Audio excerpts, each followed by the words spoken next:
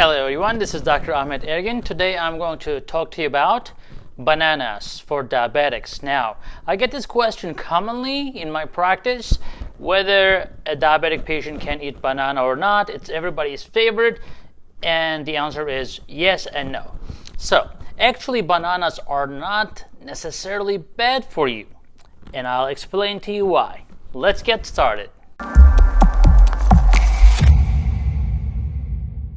Okay, guys, so let's get started. So basically, the bananas are right around 30 grams of carbs, depending on how big they are. So if it is small banana, you can consider like a 22 grams. If it is a large banana, you're taking around 30 grams. Now, not every carbohydrate or starch is created equally, right? So that's based on their glycemic index. So the glycemic index of a banana is right around 50, which is not bad. Below 55 glycemic index is very acceptable.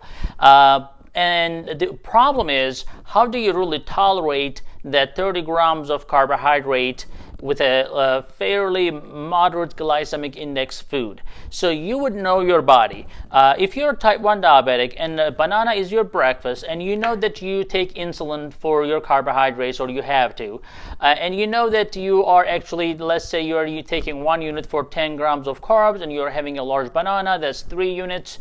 You take it, you're fine, not a big deal. That total of 120 calories is not going to make or break anything, right? But on the other hand, if you're having banana as a dessert on top of already 60 grams of carbohydrates that you had at lunch or dinner, and you're having banana on top of that, of course it's going to increase your carbohydrate load. Even if it is a low glycemic index food or moderate glycemic index food, that does not necessarily mean that it's not going to spike your blood sugar. It may spike your blood sugar, and then how much it spikes your blood sugar depends on your insulin resistance as well.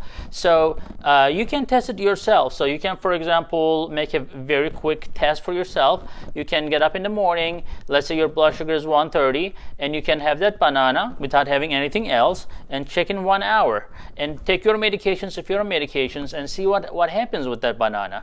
Because the same banana, although yes, banana is a better fruit than watermelon, because watermelon is a glycemic index of almost 80, which spikes your blood sugar way faster than a banana. So banana is still fairly good fruit for diabetes, but again is not totally innocent. So individually, it can still spike your blood sugar if you're insulin resistant, or if you're not taking enough medications to be able to make the insulin to be able to take care of that carbohydrate that comes with the banana. So everybody is going to be different. So that's why people get always confused, because their friend eats the same thing, or their neighbor eats the same thing. Their blood sugars are okay, theirs are not. They say everything I put to my mouth increases my blood sugar. Well, that's because you're a different individual. You're on different medications, your lifestyle is different, your insulin resistance is different. So I think overall, I would say the bottom line is the bananas are okay as long as it does not spike your blood sugar as fast or as much as you would like to see, more than you would like to see.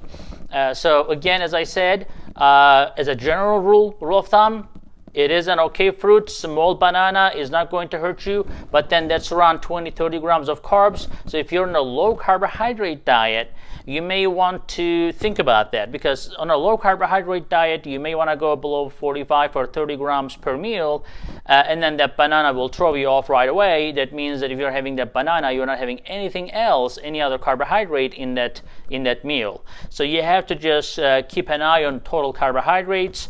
But if you are an athlete and you need to go and run a couple miles and you have diabetes, guess what? You better have that banana. So it's different from person to person, but it is right. If you're a couch potato and you're not really doing anything, you're like 300 pounds, that banana will spike your blood sugar because you're insulin resistant. Now, if you're going to take a walk after that, you can maybe, get that banana and go for a walk or do some exercise. But again, it depends on the individual, and it's best to see it for yourself. See you in the next video, guys.